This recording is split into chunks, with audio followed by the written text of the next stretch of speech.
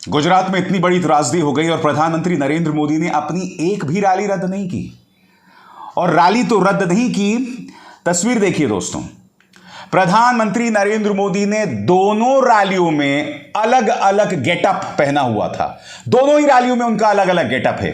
एक जगह उन्होंने हैट पहना हुआ है और नेहरू जैकेट है, और दूसरी जगह एक खूबसूरत गमछा उनकी गले में है। अगर प्रधानमंत्री नरेंद्र मोदी इतना हिले हुए हैं इस त्रासदी से, जैसा कि वो बार बार कह रहे हैं, बार बार वो इमोशनल हो रहे हैं, उनका गला भर रहा है, तो मैं समझना चाहता हूं कि अपने कपड़े बदलने का उन्हें मौका कैसे मिल रहा है। क्योंकि आप और हम जब भी किसी त्रासदी में होते हैं तो कपड़े की तो कभी सुध ही नहीं होती ना। एक जगह उन्होंने नेहरू जैकेट पहना हुआ है और दूसरी जगह उन्होंने गमछा पहन लिया। क्या एक व्यक्ति जो एक त्रासदी से प्रभावित है, जो हिला हुआ है एक त्रासदी से, क्या उसे इस तरह से कपड़े बदलने का मौका मिलता है? मैं चाहूंगा प्रधानमंत्री नरेंद्र मोदी को सुने, किस तरह से वो इमोशनल हो जाते हैं। ये जो उनकी चुनावी रैली है वो हो रही है उत्तरी गुजरात में, एक इनॉग्रेशन स्कीम है। मैं चाहूंगा आप उन्हें सुने, प्रधानमंत्री किस तरह से इमोशनल हो जाते हैं। सुनते हैं। मोरबी में आ भयंकर पीड़ादायक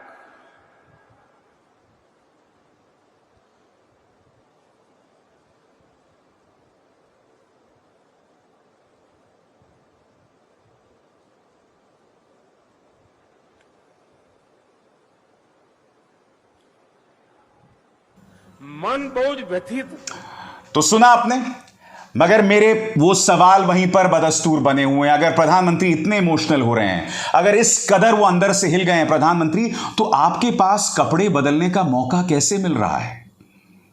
आपका खूबसूरत कुर्ता वही है, मगर एक तरफ आप नेहरू जैकेट पहन रहे हैं, दूसरी तरफ आपने इतना खूबसूरत सा गमछा पहना हुआ है, एक तरफ आपने शानदार हैट पहनी हुई है। यह सब कैसे होता है? और सबसे बड़ी बात, आपका मुकाबला कांग्रेस से है। कांग्रेस ने अपनी तमाम चुनावी रैलीज रद्द कर दी हैं गुजरात में। प्रधानमंत्री, आप उन रैलियों को रद्द करने को तैयार नहीं हैं। क्या आपने रोड शोज रद्द किए? आपने रैलीज क्यों नहीं रद्द किया आपने, बताइए। चलिए, सुबह मैं समझ सकता था क्योंकि सरदार पटेल जी की जयंती थी, राष्ट्रीय एकता दिवस थी। केवड़िया जहां स्टैच्यू ऑफ यूनिटी है वहां आप पहुंचे, आपने सलामी ली, मगर इतना लंबा भाषण देना, अगर आप इस त्रासदी से हिले हुए हैं तो इतना लंबा भाषण कैसे दे सकते हैं आप, बताइए। आप चाहते, आप प्रदेश की और देश की जनता के सामने आते, आप अपनी सहानुभूति व्यक्त करते और वहीं पर अपना भाषण बंद कर देते, मगर उसके बाद भी आपने लंबा भाषण दिया, तमाम बातें कही उसमें जिसका नाता उस त्रासदी से नहीं है। फिर आप आए उत्तरी गुजरात के बनासकांठा में, इस इनॉग्रेशन स्कीम में आप दिखाई दिए, और यहां पर आप इमोशनल हो गए। लंबा चौड़ा आपने भाषण यहां पर भी दिया। मैं यही तो समझना चाहता हूं प्रधानमंत्री, अगर एक व्यक्ति, क्योंकि आप गुजरात की पृष्ठभूमि के हैं, अगर आप इस त्रासदी से हिले हुए हैं तो इतना लंबा भाषण आपने कैसे दे दिया? क्या यह चुनावी भाषण देना जरूरी था? तो एक तरफ प्रधानमंत्री नरेंद्र मोदी चुनावी रैलीज कर रहे थे, दूसरी तरफ कांग्रेस ने अपनी तमाम चुनावी रैलीज रद्द कर दी। यहां तक कि राहुल गांधी ने आज प्रेस कॉन्फ्रेंस किया, और राहुल गांधी से जब पूछा गया कि आप मोरबी में जो हादसा हुआ है उसके बारे में क्या कहना चाहते हैं, तो राहुल गांधी ने साफ कहा, मैं इस मुद्दे पर सियासत नहीं करना चाहता। यह एक बहुत बड़ी त्रासदी है, लिहाजा मैं इस पर खामोश रहूंगा। सुनिए राहुल ने क्या कहा। I don't want to politicize this incident. People have died here. It is disrespectful for them to politicize this incident, so I'm not going to do it. क्योंकि जहां मोरबी त्रासदी पर राहुल गांधी ने किसी भी किस्म की राजनीति न करने का मन बनाया, वहीं हमें याद है आज से 5 साल पहले जब कोलकाता में एक पुल गिर गया था जिसमें 26 लोगों की मौत हुई थी, तब प्रधानमंत्री नरेंद्र मोदी ने इतना बड़ा चुनावी मुद्दा बना दिया था।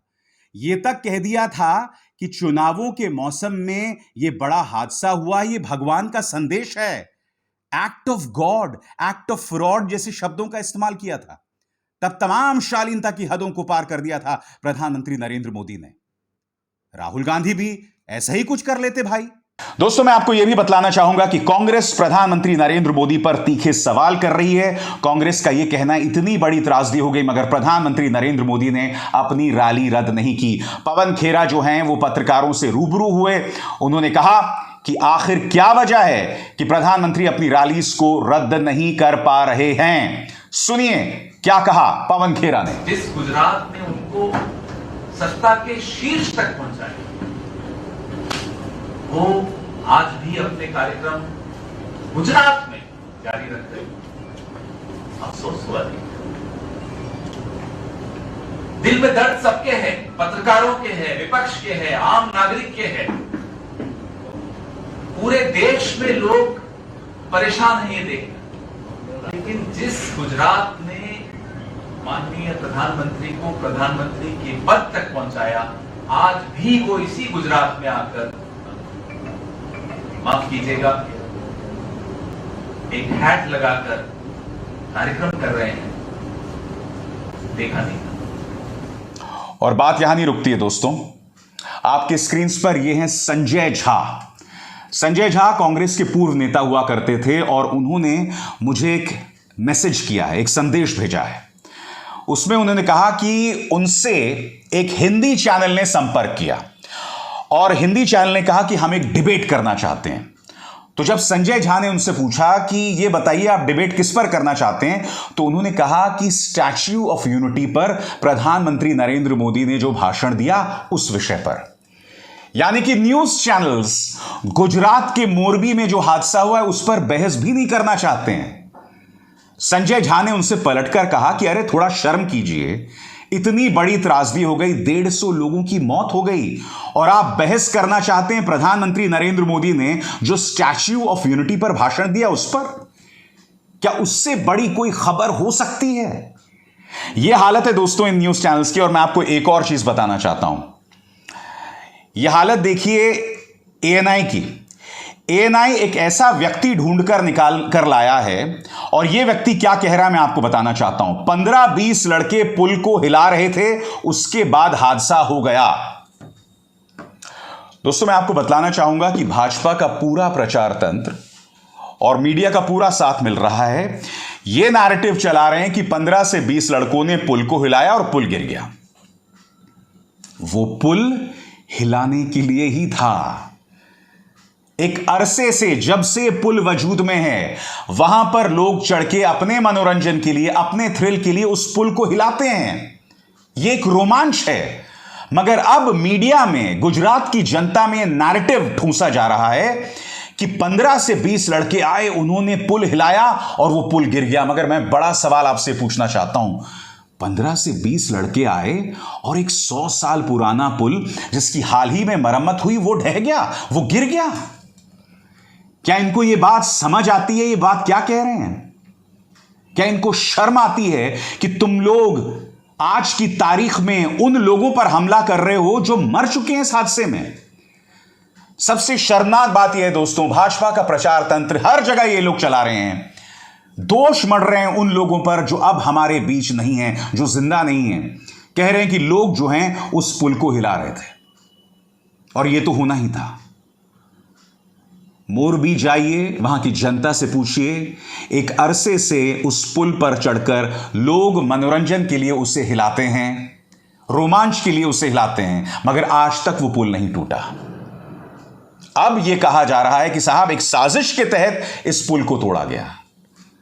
पहले आम आदमी पार्टी पर दोष मढ़ा जा रहा था, अब जो है, जो बेचारे मर चुके हैं उन पर दोष मढ़ा जा रहा है। राहत इंदौरी ने ऐसी थोड़ा ना कहा था कि लगेगी आग तो आएंगे घर कई जद में, यहां पर सिर्फ हमारा मकान थोड़े है। यानी कि अपनी राजनीति चमकाने के लिए ये लोग मृतकों को भी, जो अब जिंदा नहीं हैं, उनको भी नहीं बख्शेंगे। ये बात इस बात को प्रमाणित कर रही है। शर्म आनी चाहिए इस घटिया प्रचार तंत्र को और इनके पालतू मीडिया को। अभिसार शर्मा को दीजिए इजाजत। नमस्कार।